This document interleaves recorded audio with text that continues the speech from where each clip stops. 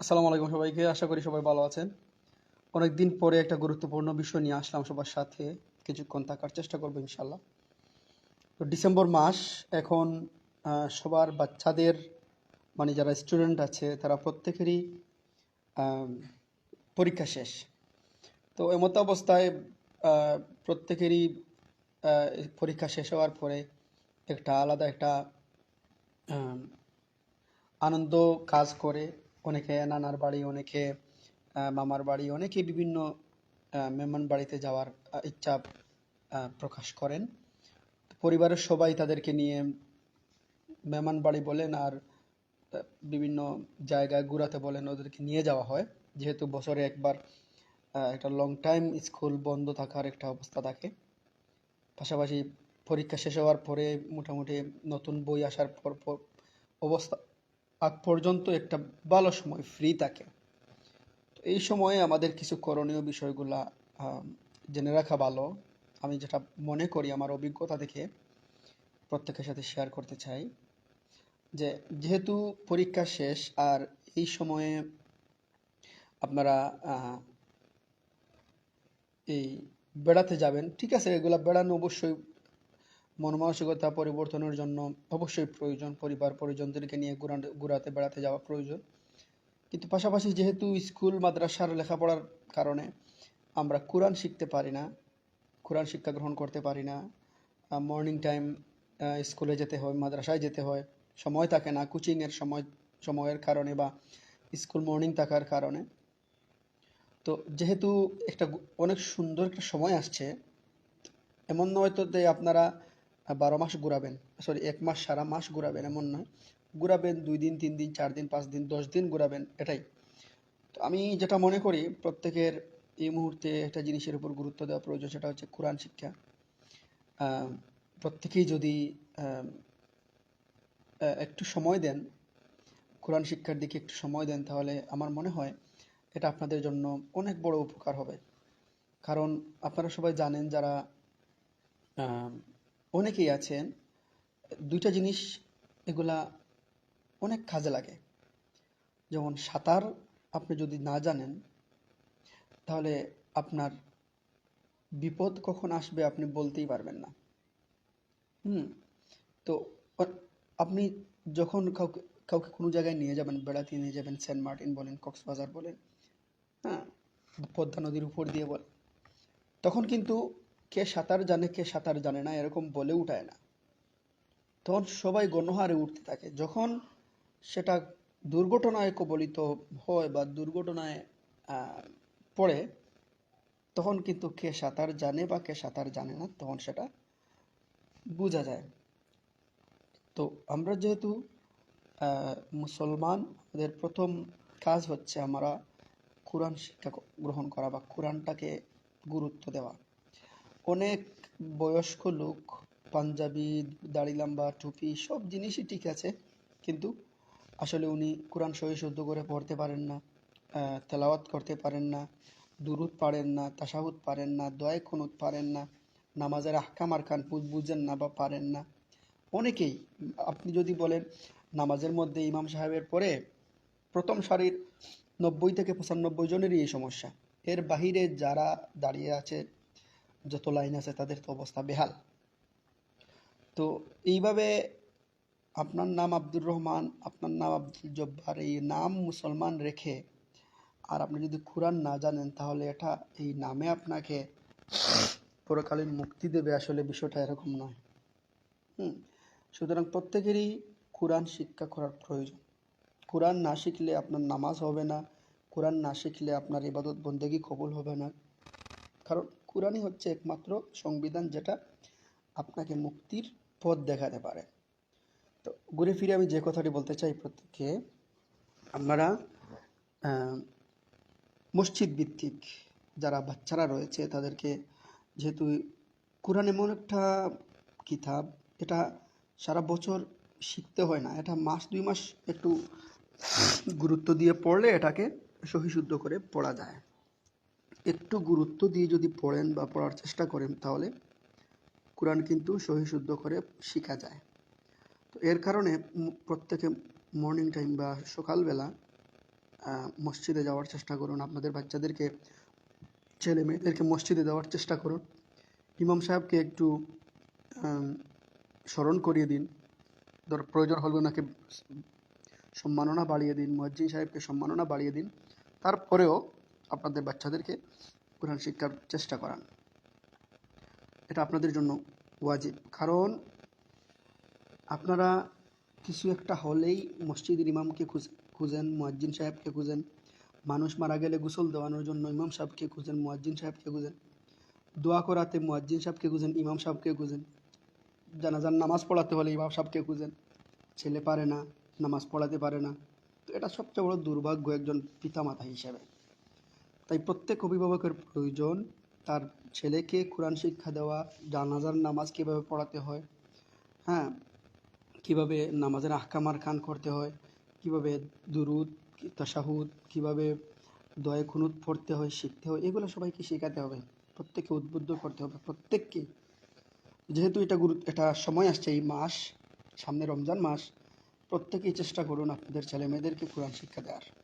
পাশাপাশি যারা বয়স্ক হয়েছেন, মনে করতেছেন লজ্জায় আপনারা যেতে পারতেছেন না, প্রত্যেকেই এই লজ্জা ভেঙে কোরআন শিক্ষার ব্যবস্থা করুন। বয়স্কদের জন্য আলাদা করে জোহরের নামাজের পরে হোক বা এশার নামাজের পরে হোক আপনারা এই কোরআন শিক্ষার ব্যবস্থা করুন। কারণ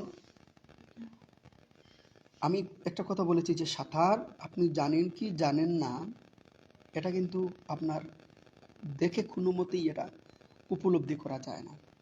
যখন নৌকা ডুবে যাবে তখন আপনার এটার প্রকাশ পাবে যে আপনি সাঁতার পারেন কি পারেন না। তো যেহেতু আমরা মরণশীল, আমরা মরে যাব, আর আমরা মুসলমান, আমরা অবশ্যই জান্নাত প্রত্যাশী। সুতরাং এই কিয়ামতের এই খবরের জগৎ বা কিয়ামতের মাঠে আপনি যদি এগুলার জবাবদিহিতা না করতে পারেন, জবাব না দিতে পারেন, আমার নামাজ পড়েছেন কিন্তু এগুলা কতটুকু সঠিক হয়েছে, কোরআন তেলাওয়াত করেছেন কি না, হয়েছে কি না, দোয়া কুনুত পড়েছেন, দুরুদ পড়েছেন, কিন্তু এটা তো সম্পূর্ণ আল্লাহ তো দেখতেছেন আপনার কতটুকু আপনি পারেন কি পারেন না। তো আমি যেটা আমার অভিজ্ঞতা থেকে বলতে চাই, আসলে অনেকেরই ম্যাক্সিমাম মানুষের নামাজ হয় না। কেন হয় না? ওই যে কোরআন তেলাওয়াত শুদ্ধ না থাকার কারণে। তাই প্রত্যেকে কোরআন তেলাওয়াত থেকে শুদ্ধ করার চেষ্টা করুন।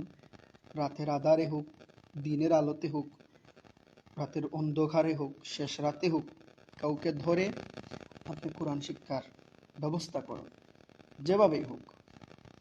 আপনি যদি কষ্ট করে 15 দিন, মাস বলবো না, 15 দিন সময় দেন, আপনি কোরআন শুদ্ধ করে শিখতে পারবেন। এটা আহামরি কিছু না, কোরআনের মতো সহজ সহজ আর পৃথিবীর কোনো ভাষা নেই, ঠিক আছে? তো সুতরাং, কারণ এটা আরবি ভাষা ঠিক আছে, কিন্তু তারপরেও কোরআনের যে বই বা কোরআন যে কিতাব, এটা আল্লাহ পাক আরও সহজ করে দেন মানুষকে শেখার জন্য। প্রত্যেকে চেষ্টা করুন, ছোট থেকে বড়, বৃদ্ধ, ছেলে মেয়ে, মায়েরা, বোনেরা, প্রত্যেকেই কোরআনকে সহি শুদ্ধ করে শেখার চেষ্টা করুন। এতে করে আপনি নৌকা ডুবলেও আপনি খুলে উঠতে পারবেন। এতে করে আপনার ইহকালীন কল্যাণ হবে, পরকালীন মুক্তি নিশ্চিত থাকবে। কারণ এটা আমার চোখে পড়েছে, আমি অনেক জায়গায় দেখেছি।